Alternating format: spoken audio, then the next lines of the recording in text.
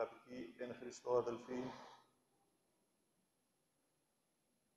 η πίστη μας, η ορθόδοξη πίστη μας, δεν είναι θεωρία, είναι ζωή. Πάμε λοιπόν να δούμε πού συναντιέται με τη ζωή η ορθόδοξη πίστη μας, σύμφωνα με τα μηνύματα που εκπέμπει η μεγάλη σημερινή ημέρα. Ένα βήμα πριν το Θείο Πάθος, ο Χριστός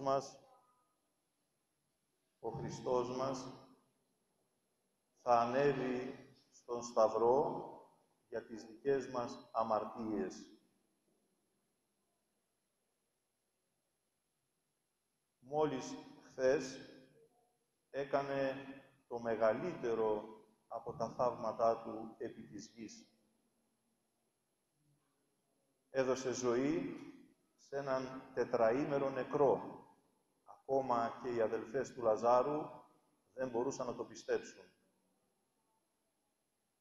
Σήμερα τον βλέπουμε να εισέρχεται θριαμβευτικά στην Αγία Πόλη της Ιερουσαλήμ και να ζητοκραυγάζεται. Το μεγαλύτερο όμως μήνυμα που εκπέμπει σε μας,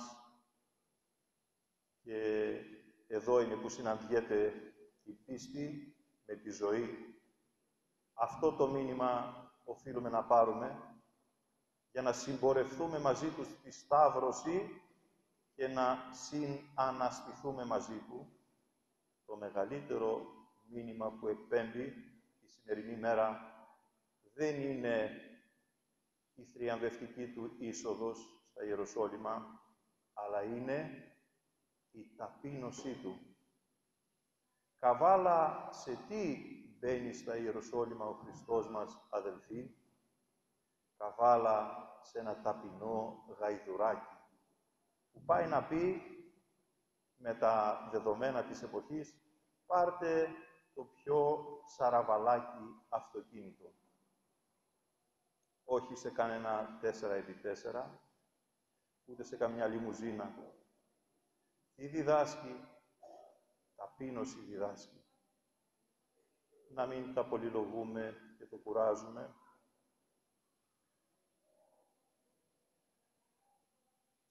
Το τελευταίο λοιπόν αυτό στάδιο της Μεγάλης Σαρακοστής και βαδίζοντας, επαναλαμβάνουμε, προς το Θείο Πάθος,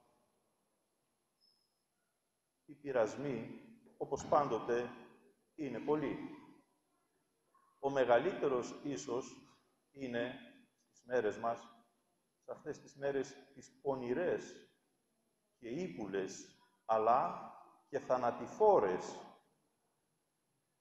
Ένας πολύ μεγάλος πειρασμός είναι να διαλυθούμε μεταξύ μας. Είναι να χωριστούμε σε ομάδες, σε φατρίες.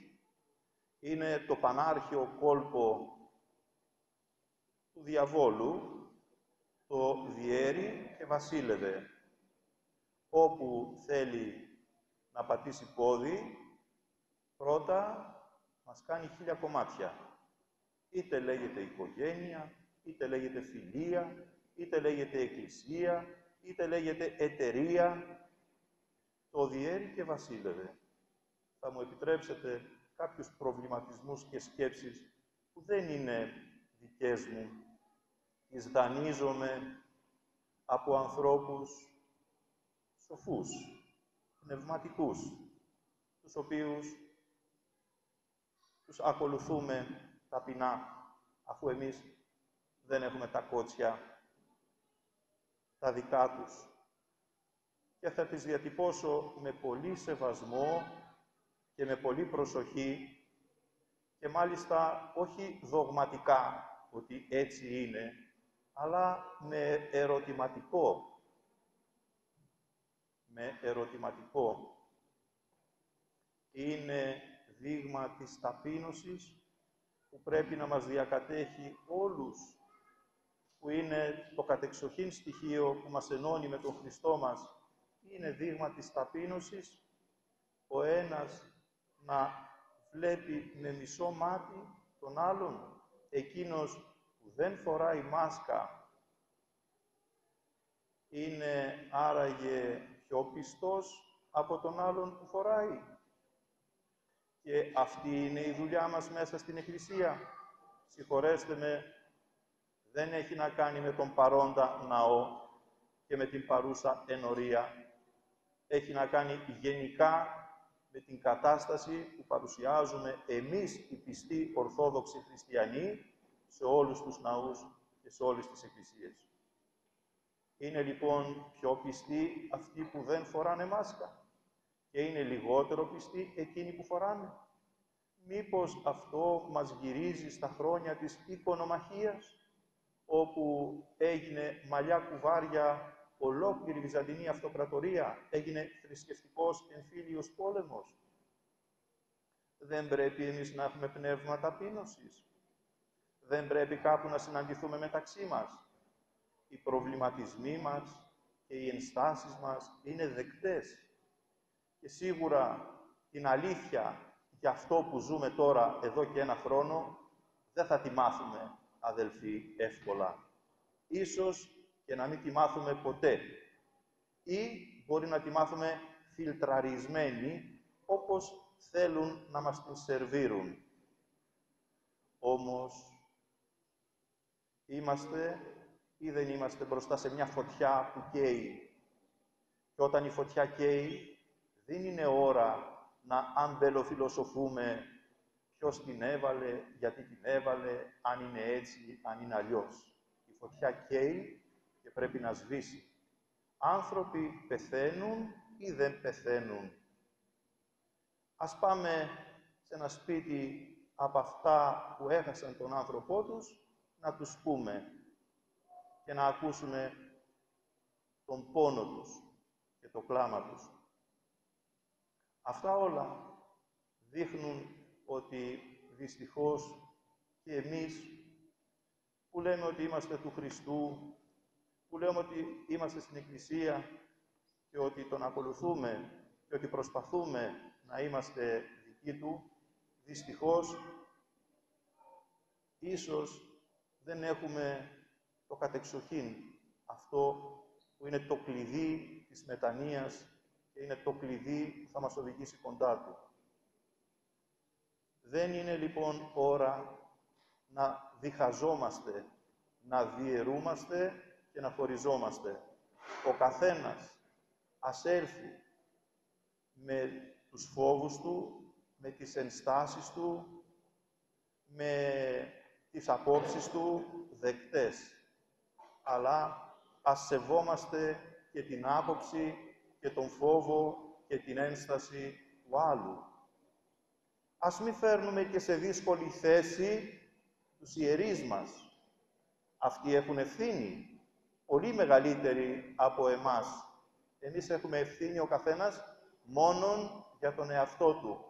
Εμείς έχουμε ευθύνη μόνον για την οικογένειά μας. Οι ιερείς έχουν ευθύνη για όλο το πίμνιο. Και ας μην βάζουμε και δικαιολογίες του τύπου είναι προσβολή. Στα αλήθεια, και πάλι με ερωτηματικά θα μιλήσω, δεν είναι προσβολή που ψάχνουμε να βρούμε ένα κομματάκι στην εικόνα για να την προσκυνήσουμε, ψάχναμε δηλαδή προ-κορονοϊού. Ψάχναμε να βρούμε εικόνες να τις προσκυνήσουμε χωρίς κραγιόν. Δεν είναι προσβολή εκείνο. Δεν είναι προσβολή να ερχόμαστε στην Εκκλησιά ημίγυμνοι και τώρα μας έπιασαν οι όψιμες ευαισθησίες για τη μάσκα, η οποία σαφέστατα και είναι υποτιμητική, αλλά η Παναγία μας λέει, αγαπητοί μου αδελφοί, θα το έχετε υπόψη σας φυσικά, εύκολο είναι, πατάς στο ίντερνετ και το βρίσκεις. Έχει τώρα από το Σεπτέμβρη σχεδόν 8 μήνες, μία εικόνα που μου είναι εμένα γνωστή, υπάρχουν κι άλλες πολλές, αλλά μία εικόνα της Παναγίας σε ένα ναό του Αγίου Δημητρίου, στο Βύρωνα της Αττικής, κλαίει με μαύρο δάκρυ. Εδώ και 9 μήνες, η Παναγία μας. Γιατί κλαίει η Παναγία μας? Μήπως κλαίει μόνο γιατί οι άλλοι, οι κακοί, ήρθαν να μας πειράξουν και να μας βάλουν τρικλοποδιά, εμάς τους καλούς, τους Άγιους? Μήπως κλαίει η Παναγία μας και για τα δικά μας τα χάλια και δεν το έχουμε πάρει χαμπάρι? Μήπως αντί να κοιτάμε το τι μας κάνουν οι άλλοι, πρώτα να κοιτάξουμε τι κάνουμε οι ίδιοι στον εαυτό μας?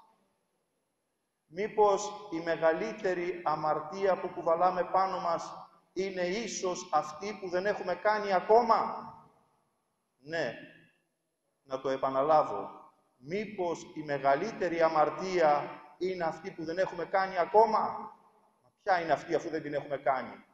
Μα φυσικά ο εγωισμός μας. Αυτά, επιτρέψτε μου και πάλι, είναι προβληματισμοί για να πορευθούμε προς το πάθος ενωμένοι, γιατί αν δεν είμαστε ενωμένοι και αν δεν είμαστε ταπεινοί, τότε κι άλλο ένα Πάσχα θα περάσει και δεν θα μας ακουμπήσει. Ή μάλλον δεν θα το ακουμπήσουμε, γιατί πολλές γιορτές περνάνε και φεύγουν και δεν αφήνουν τίποτα στην ψυχή, ίσως να αφήνουν και μια μελαγχολία. Συγχωρέστε με, αλλά με αγάπη και με σεβασμό τα είπα. Άλλωστε, θα ακούσουμε από το βράδυ τα καλέσματα του Κυρίου μας, μέσα από τα τροπάρια της Εκκλησίας μας, που μας λένε να είμαστε ταπεινοί, που μας λένε να συμπορευτούμε με τον Κύριο και να συσταυρωθούμε. Και τι άραγε να σταυρώσουμε? Να σταυρώσουμε κανένα από τα κουσουράκια μας, να σταυρώσουμε καμιά από τις αμαρτίες μας, να σταυρώσουμε καμιά από τις αδυναμίες μας, να σταυρώσουμε τον εγωισμό μας. Και πώς σταυρώνεται? Δύσκολα βέβαια. Εάν δεν αισθανθούμε αυτόν τον κόμπο στο λαιμό και αυτό το σφίξιμο στο στομάχι, τώρα που λέμε ότι διάγουμε τη Μεγάλη Τεσσαρακοστή, σημαίνει πως δεν κάναμε τίποτα για να σταυρώσουμε τίποτα. Και αν δεν σταυρώσουμε τίποτα, αγαπητοί αδελφοί, δεν θα αναστηθούμε, διότι η προϋπόθεση της Ανάστασης είναι ο Σταυρός. Εάν δεν σταυρώσω, δεν θα αναστηθώ. Με αυτές λοιπόν τις ταπεινές σκέψεις, εύχομαι στην αγάπη σας καλή Μεγάλη Εβδομάδα και καλή Ανάσταση. Αμήν.